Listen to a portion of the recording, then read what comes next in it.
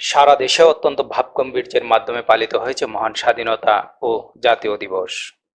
ব্রাহ্মণবাড়িয়া সরাইলে স্বাধীনতা দিবস উপলক্ষে উপজেলা প্রশাসনের উদ্যোগে আজ রবিবার ভোর ৫টা ৫৭ মিনিটে উপজেলা কেন্দ্রের শহীদ মিনারে ফুলের তোড়া দিয়ে স্বাধীনতা দিবসের কার্যক্রম শুরু করা হয়।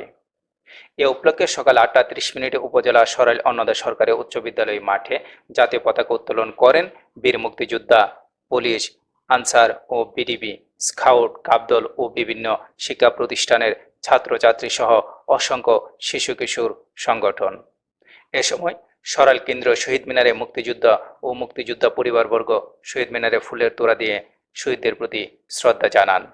উপজেলা নির্বাহী অফিসার উম্মে ইসরাতের সভাপতিত্বে উক্ত অনুষ্ঠানে প্রধান অতিথি হিসেবে উপস্থিত ছিলেন অ্যাডভোকেট জিয়াউল হক মৃধা। বিশেষ অতিথি ছিলেন উপজেলা পরিষদের চেয়ারম্যান অ্যাডভোকেট আব্দুর রহমান, উপজেলা আওয়ামী লীগের সাবেক সভাপতি আব্দুল হালিম, সাবেক সাধারণ সম্পাদক ও উপজেলা আওয়ামী লীগের যুগ্ম আহ্বায়ক অ্যাডভোকেট আব্দুর রাশেদ, উপজেলা পরিষদের সাবেক চেয়ারম্যান রফিকউদ্দিন ঠাকুর, ভাইস চেয়ারম্যান শের আলম মিয়া, উপজেলা আওয়ামী লীগের আহ্বায়ক অ্যাডভোকেট নাজমুল হোসেন প্রমুখ।